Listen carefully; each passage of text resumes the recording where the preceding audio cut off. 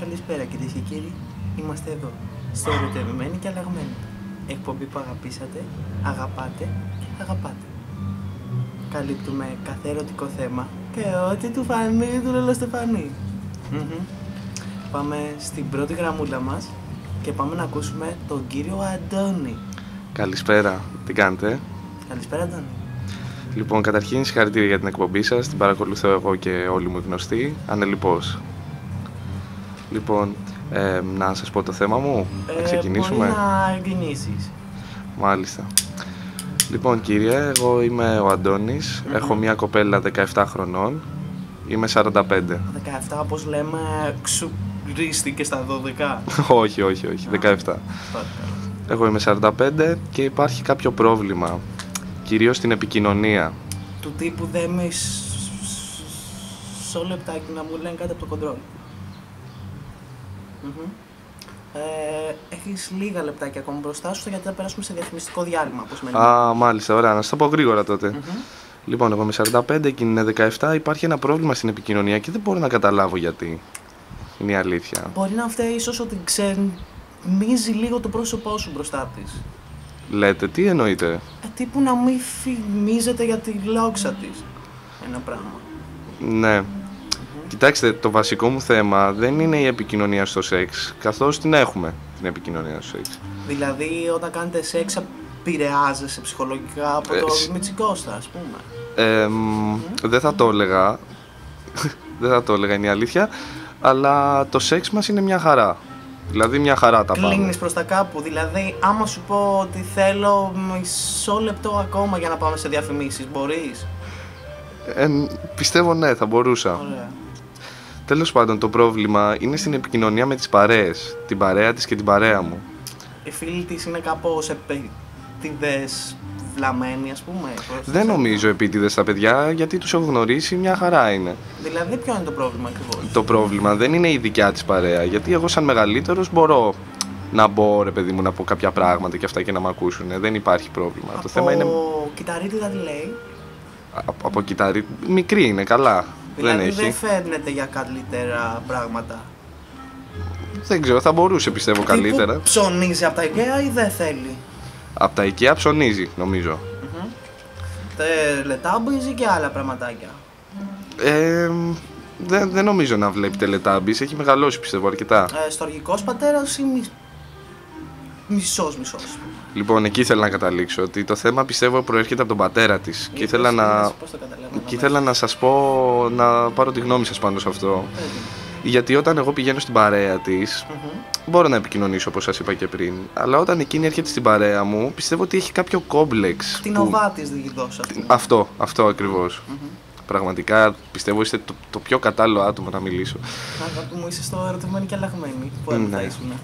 Τέλος πάντων, αυτό ότι πιστεύω ότι, δεν ξέρω ρε παιδί μου, δεν μπορεί να μιλήσει καλά, δεν μπορεί να εισαχθεί στην παρέα. Επιτιδευμένος Γιώργος, έξυπνος, κακός και πρώτος, έλεγε ο θείος μου.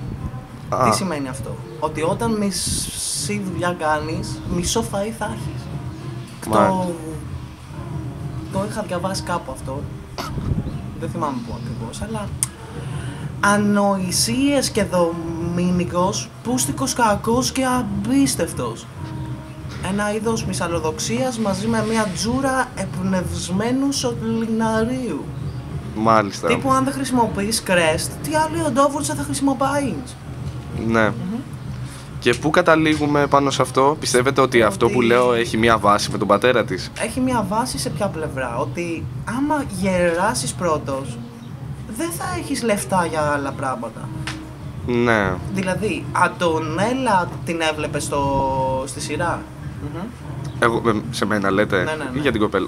Εγώ όχι, δεν. Η Αντωνέλα τι ήταν? Ήταν ένας χαρακτήρας ο οποίος διαιώνιζε το είδος της. Δηλαδή, μόνο Guitar Hero έπαιζε και κάτι παραπλήσια. Μάλιστα. Πού κατέληξε από αυτό που καταλήγουμε όμως? Κατέληξε στο ότι δεν θέλει να παίζει με κοριτσάκια σαν και τα δικά σου. Άμα δεις ότι ο πατέρας της είναι το Μήνικος Θεοτοκόπουλος, ξέχνα το. Μάλιστα. Οπότε τι να κάνω, πιστεύετε? Η σχέση σου αυτή τη στιγμή προορίζεται για κάτι μεγαλύτερο. Και εγώ αυτό πιστεύω, ρε γαμώτο. Γι' αυτό δεν θέλω να το παρατήσω εκεί και να πω εντάξει, ας πούμε, ας το τελειώνουμε. Θα σου πρότεινα κατά πάσα πιθανότητα να την πάρεις και να πάτε Άγιο Ελευθέριο, στην Αθήνα. Συγκεκριμένα. Στον Άγιο Ελευθέριο υπάρχει ένα μαγαζάκι που λέγεται Σταυργικός Πατέρας. Με το πρόβλημα που έχει με τον πατέρα της, πιστεύω εκεί θα της εξηγήσουν ακριβώς τι παίζει. Οπότε μιλάμε για κάποιο κέντρο, ας πούμε. Όχι, είναι καφετέρια που σου προσφέρουν δοσολογίες από διάφορα υλικά. Τώρα, άμα ξεχαστεί ο σερβιτόρος, μπορεί να σου φέρει και καμιά Αντέλ, τη γνωστή τραγουδίστρια. Άμα ξεχαστεί. Τραγουδάει πολύ συχνά εκεί πέρα. Λοιπόν, η άλλη λύση ποια είναι? Είναι να την πάρεις και να πάτε στη Βόρεια Αλάσκα. Βόρεια Αλάσκα. Ναι, στη Βόρεια Αλάσκα υπάρχουν κάποια μέρη που λέγονται στελεχώματα που μπαίνεις μέσα και δεν ξέρεις τι είναι. Συνεπώς θα σου προσφέρει μια ελεημοσύνη από το Θεό αυτό. Και σαν αποτέλεσμα αυτό συγκεκριμένο τι θα έχει? Γιατί με το προηγούμενο κατάλαβα που το πηγαίνατε. Σε αυτό το αποτέλεσμα θα είναι ότι θα βρείτε τον εσωτερικό σας αισθηματισμό. Αστιγματισμό έχει η κοπέλα. Η κοπέλα νομίζω έχει μοιοπία, όχι αστιγματισμό. Τότε θα σου πρότεινα να τη χωρίσεις. Γιατί αυτές οι κοπέλες κάποια στιγμή μετά τα 45 πεθαίνουνε.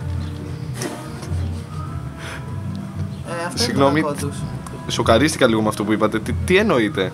Γύρω στα 45 υπάρχει μια έλλειψη ενζύμου που λέγεται καλεάνθης βικελίδης, το οποίο αν δεν το έχεις παθαίνεις τζιριτζάτζουλα. Δηλαδή? Ένα πράγμα που το έχουν εφεύρει στην Αφρική και πεθαίνεις. Αυτό που σου είπα πριν. Δηλαδή με λίγα λόγια μου λέτε ότι η κοπέλα μου θα πεθάνει? Γι' αυτό αν έχει αστιγματισμό πάντα. Έτσι. Μα σας είπα ότι έχει μοιοπία και μου είπατε πάνω σε αυτό. Ναι, αλλά η μοιοπία έχει άλλα θέματα.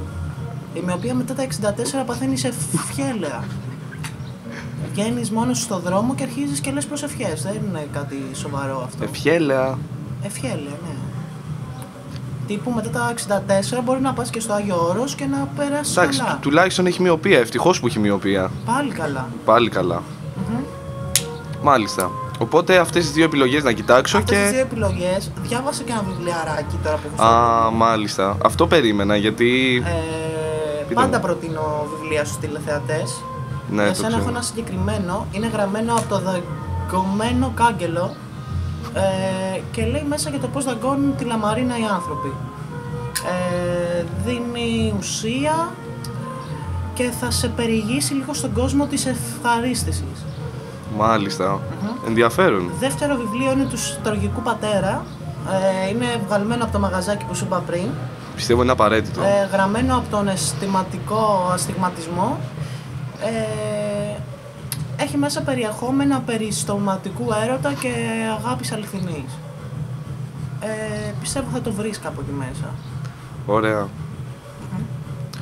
Ωραία, εντάξει, ευχαριστώ πάρα πολύ. Πιστεύω με καλύψατε. Και εγώ σε ευχαριστώ πολύ, αγάπη μου. Ευχαριστώ πάρα πολύ. Θέλω σιγά σιγά να σε αποχαιρετήσω και να πάμε στο πρώτο διαφημιστικό διάλειμμα για σήμερα. Οκ, γεια σας, ευχαριστώ πάρα πολύ. Γεια σου, αγάπη μου.